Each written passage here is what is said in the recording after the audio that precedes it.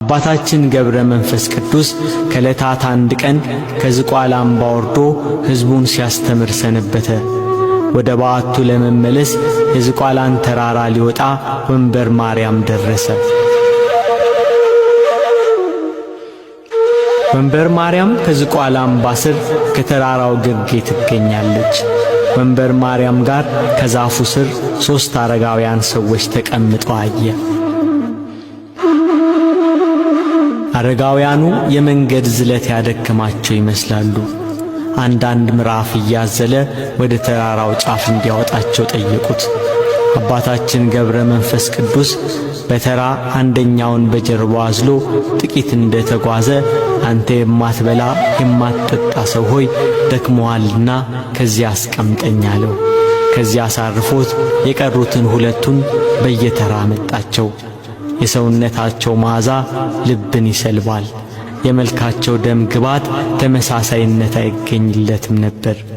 በዚህ የተገረመ አባታችን ከወዴት መጣችሁ ብሎ ጠየቃቸው።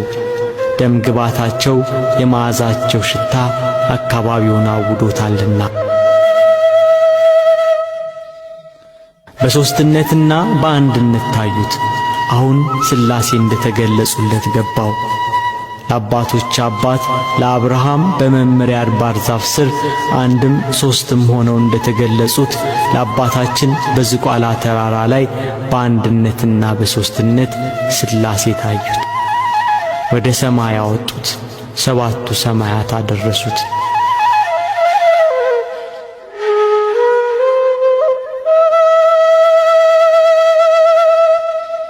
አባታችን ገብረ መንፈስ ቅዱስ ከዝቋላ ወርዶ ምድረ ከብድ ተመለሰ።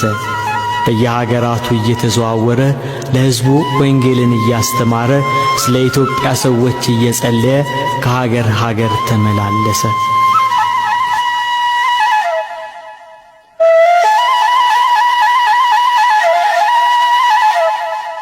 አባታችን ገብረ መንፈስ ቅዱስ 300 ዓመት ሆኖት ነበር። በዝቋላ በውሃ ዳር ቆሞ ምስራቁና ምዕራቡን ሰሜንና ደቡቡን ተመለከተ። እግዚአብሔር ከእርሱ ጋር ነበርና የኢትዮጵያ ሰዎች ኃጢአትም በፊቱ ታየው። ወደ ባሕር ቁልቁል ተዘግዝቆ ከባሕር እንዳልወጣ በእግሬም እንዳልቆም በሕያው ስምህ እምላለሁ እያለ ቃል ኪዳን ስለተገባለት ስለ ኢትዮጵያውያን 40 መዓልትና ሌሊት በባሕር ውስጥ ቆየ።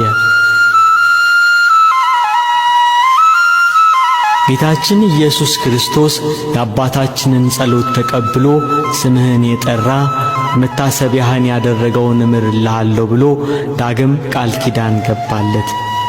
አባታችን ገብረ መንፈስ ቅዱስ ግን መላ ኢትዮጵያን ማርልኝ እያለ እያለቀሰ ጸለየ።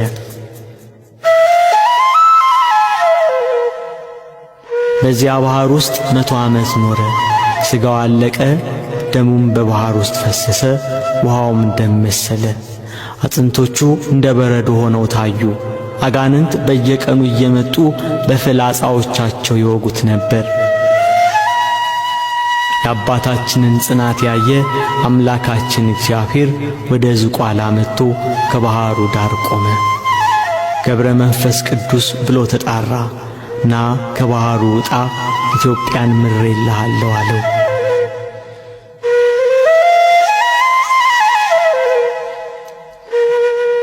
በእግዚአብሔር ቸርነት አጥንቱ ተበሳስቶ ሥጋው አልቆ ከባሕሩ ወጣ። ኢየሱስ ክርስቶስ ሁለንተናውን ዳሰሰውና እንደ ቀድሞ ደህና ሆነ። ከዚያ ወደ ምድረ ከብድ ላከው። በምድረ ከብድ አባታችን ገብረ መንፈስ ቅዱስ እንደ አምድ ተክል ሆኖ 7 ዓመት ቆመ። ቅንድቡን ሳይከድን ራሱን ወደ መሬት ዝቅ ሳያደርግ እጆቹን እንደዘረጋ ወደ ሰማይ እየተመለከተ 7 ዓመት ቆየ።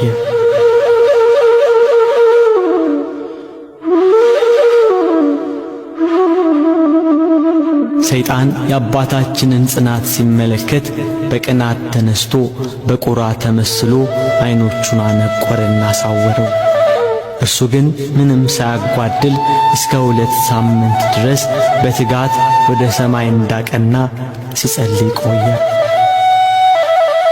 እመቤታችን ቅድስት ድንግል ማርያም ሐምሌ 5 ቀን የብርሃን ዓይን አምጥታ ተከለችለት።